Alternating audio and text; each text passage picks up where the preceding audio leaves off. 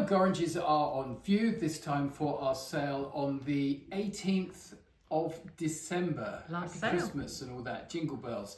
And we're in the galleries quite late. It's dark and raining outside, it's grotty, but the good news is there's no one else in there, so it's nice and quiet and sort of not be interrupted with clanging and banging. And look at these lovely flowers that Sally's done, so there we go. So what are we going to look at? Let's pick out a few things in the sale. Have you ever wanted to have a power desk? Well, now's your chance. Look at this fabulous desk. It's not of huge age, but it's nice quality. It's burr walnut, and it's a partner's desk. You've got drawers this side, and then on the other side you've got dummy drawers and what have you. It's lot 176. It's what all the solicitors used to want and the bank managers in their offices, but of course they're all at home these days in their slacker pants online or something. So.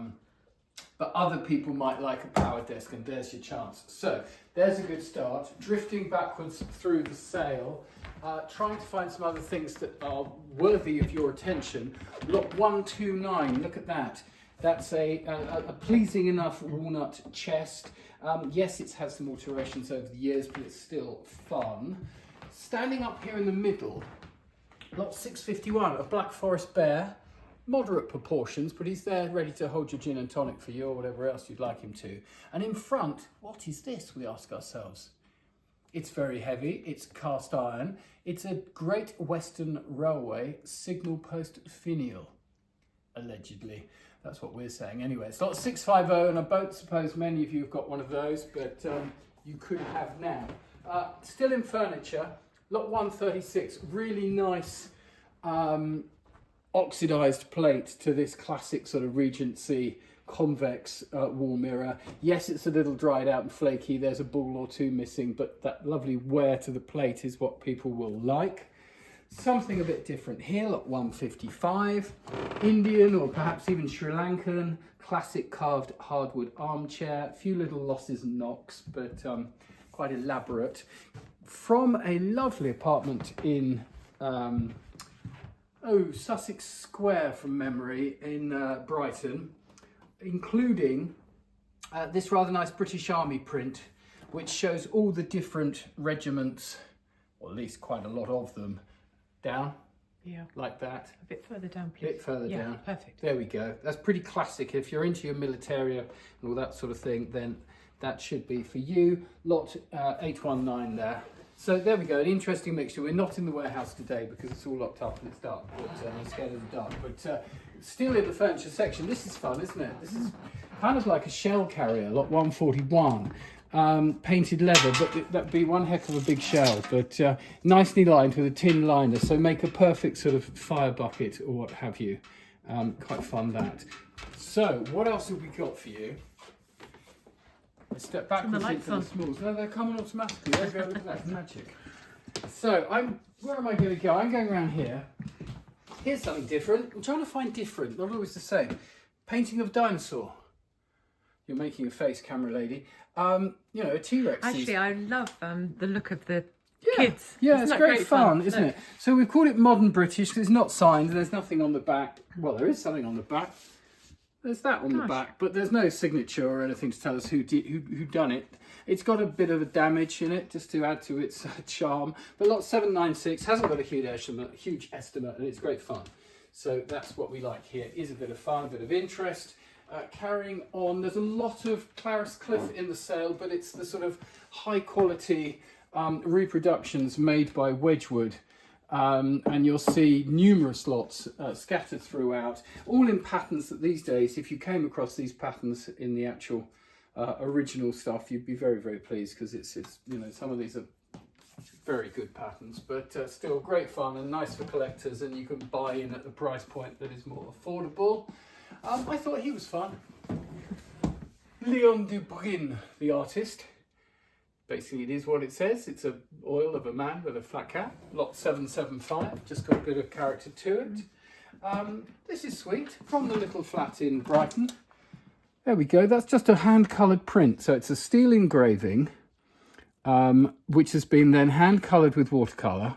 But then someone's gone to all this effort to make this lovely frame and paint the Oniswaki Meliponce around the edge of it. And then, of course, it has got a small split, but it's a rather sweet thing, isn't it? That's lot 786. Small treasures scattered amongst other things. I sort of struggle through here because no one's collecting things. And we're building up all this stuff. So if you have bought, or if something didn't sell and you wanted it back, please come and get it, because we're sort of overwhelmed with quantity. 759, sticking with small treasures. This is a little oil by Anthony Fleming. Oh, that's sweet. Yeah, the Eiffel Tower. Just nice, isn't it? Yeah. Yeah. Francis Isles Gallery, good gallery. Label on the back.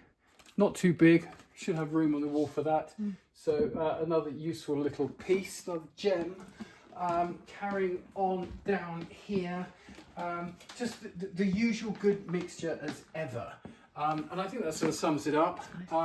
Yes, that's a lovely rich colour, isn't it? Chinese, lot 487, with an inscription to the base. There we go. Dan will have dealt with that. And these rather nice Indian, there are a number of these. Extinguishers, I think Dan said they were, but they're great fun. Lot 488, you get 2 in the lot there, modelled as Shiva, that one. And then from the same source, these other related items. Keep an eye out for these, because I think they might surprise, as we say, lot 492. So there we go, good mixture. I'll just have a little poke about behind the counter. So here we are, behind the counter. How about some Lalique for you, sir or madam? Lot 616, there's the Buffalo. This is fairly modern Lalique, so you get the script signature lurking on the edge. It's going to be hard to see, but it says Lalique France, not in uppercase, but in script. So you know that it's post-war, could be quite modern. 615, the Perch, car mascot. Again, it's a classic model. You've got 614, these nice little bulls, and then you've got a mixed 613. They call these dishes sort of bibelot, and you've got a fish and a swan, and there's a deer or reindeer. So some little bits of modern Lalique for you. There's other things, there's heron and the like. But last and not least, I thought I'd share with you these. Having had a rummage in Roger's department, dare I say, how about some rather fun watches? I mean, we talk about Rolex and Patek Philippe, and that's all very well for the people with loads of money to spend. But here's a really nice mixture, and there are probably 20 lots in the sale, of the sort of, I suppose, second division, but really interesting, quirky watches. So there's an Accutron in a very stylish case with, look, this gold plating just to the top and bottom, 2 corners. Will very that be stylish. A battery? No, that'll be that one. I believe is a manual wind. Got 972, 965. A Bulova Accutron, Astronaut Mark II, no less. That's great fun. And look, it's boxy and chunky and great fun. Yeah. 963. It's a more classic Omega Constellation, but the electronic version. Again, gold plated with date. Condition looks really nice. There's a Bulova Accutron there, another electronic wristwatch. Very funky and cool, these from the sort of 70s, I suppose. That's 969. And then perhaps not quite so funky, but rather cute, this little Gallia watch with day and month and moon phase and date running around the outside. I mean, great fun. So what more could you want? You might want a carriage clock. I spotted this sort of thing usually be in the fine sale, lot 612, signed Dent, Paris. It's got a super case. Look, this is what they call a gorge case with these rounded corners, the engraved scrolls and flowers to it, enamel dial, bit of marking on the dial, alarm function, push button for repeat function, probably on the hour. Lovely engraved backplate. Don't let the dust in, just click that lever and you can wind away quite happily. But if you want to get in, there you go. You open up the back and there we've got Dent à Paris, silent and sounding, so to speak. So rather nice clock. It's not going. The top plate, alas, looks like a later replacement, and that's the bit that's not working, that's not setting the whole thing going. So it needs a bit of work, but it's a lovely clock. So there we are. Lots of good things as ever. Last minute treats for Christmas. It's also a book sale. Load of great books, but Philip's going to talk to you about them. Before he does, would you like to just mention when we're closing? We are closing. We are closing on the 22nd at noon, at midday, at the very, very, very latest. Yep. You'll find them all in the pub after that, and they won't be much right. use to you by 4 o'clock. It's doomsday. So yes, closing midday on the 22nd, reopened on the 2nd. Full of beans and energy for 2024. Thank you for your custom through 2023. Look out for the Find Sell video, and that's it from me. I'm handing over to Philip. Here goes. Well, hello. I'm Philip Taylor, and I'm involved with the book section at Gorringe, along with my colleagues David Dawson and our great new addition who deals with early manuscripts, Christopher Whittick. On the 18th of December, we have another of our quarterly, they seem to be nowadays, quarterly book sales. And this one is a very typical eclectic mix of books from clients all over the southeast of England.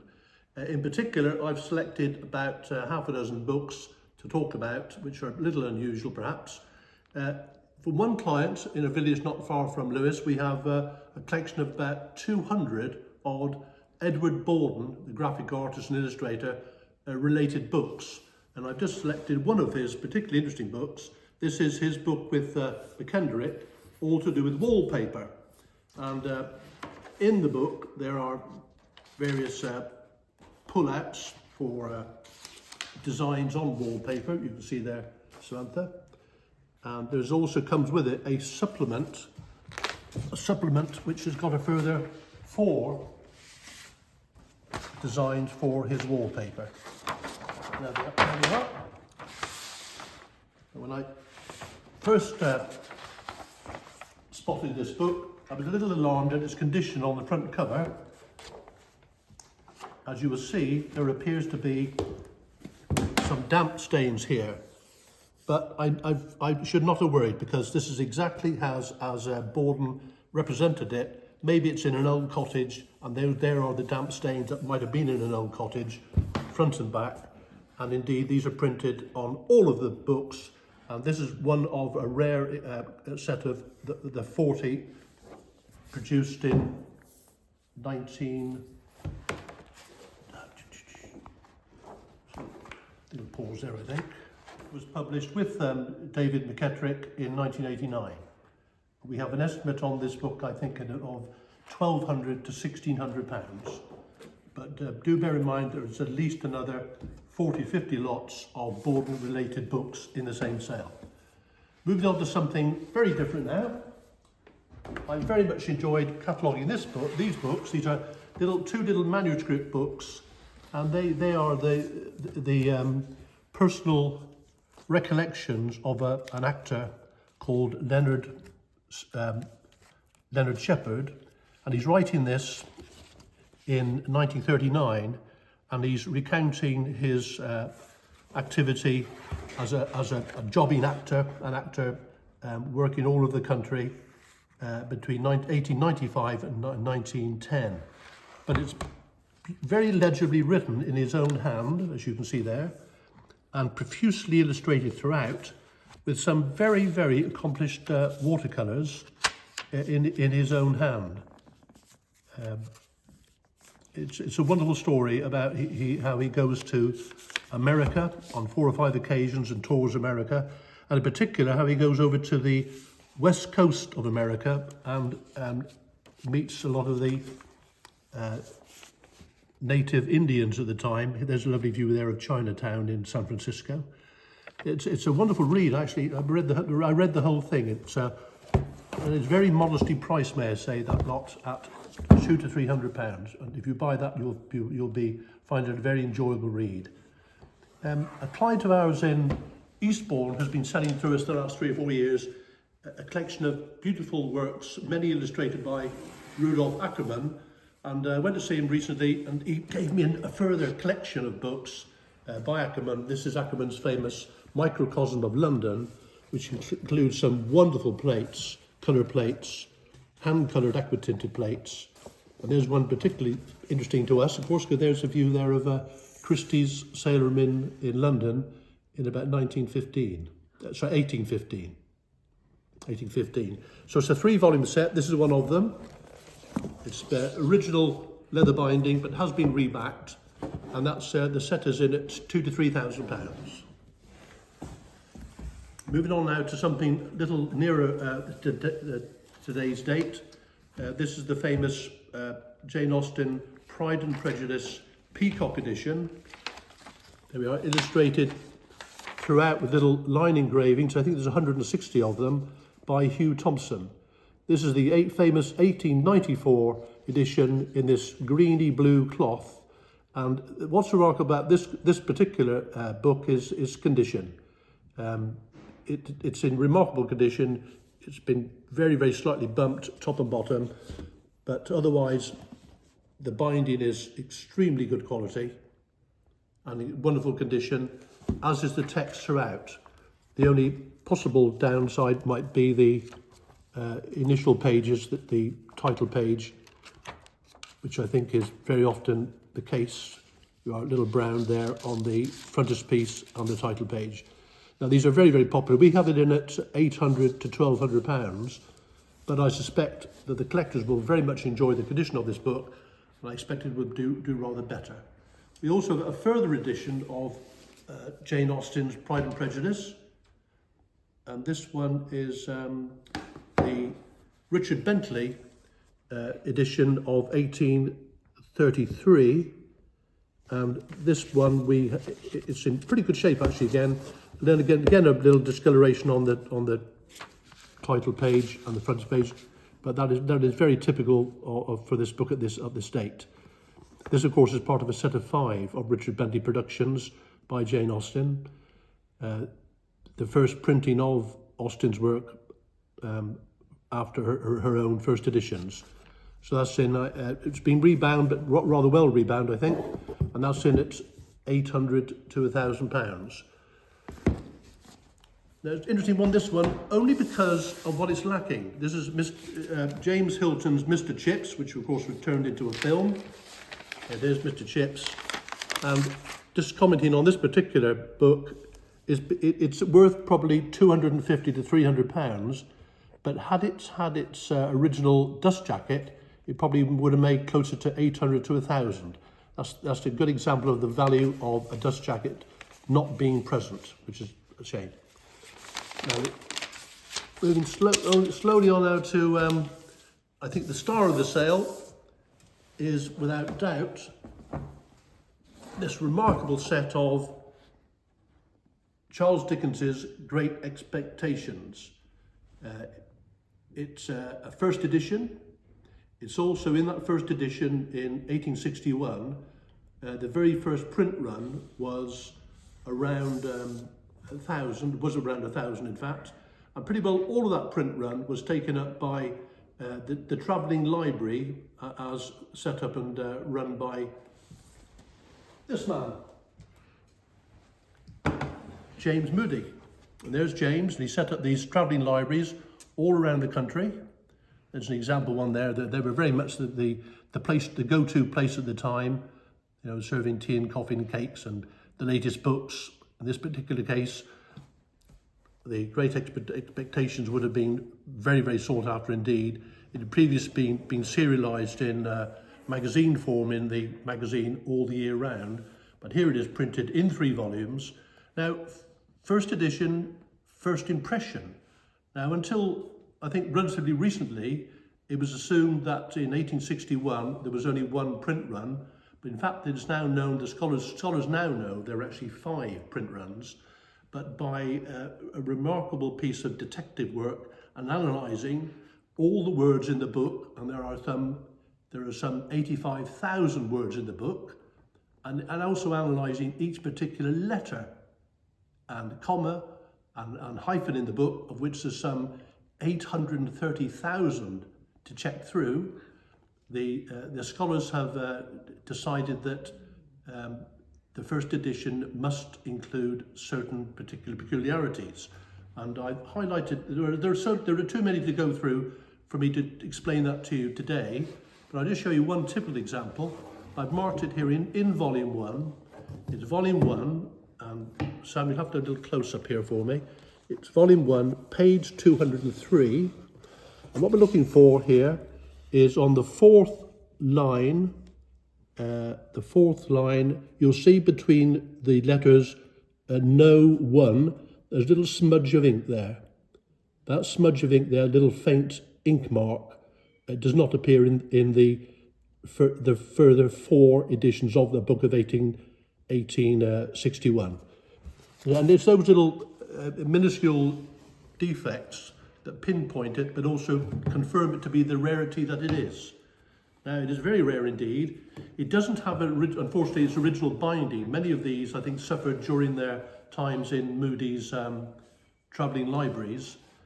So many of them ended up being rebound. The original binding is a lovely wavy blue lilac cloth binding, but these have been beautifully bound.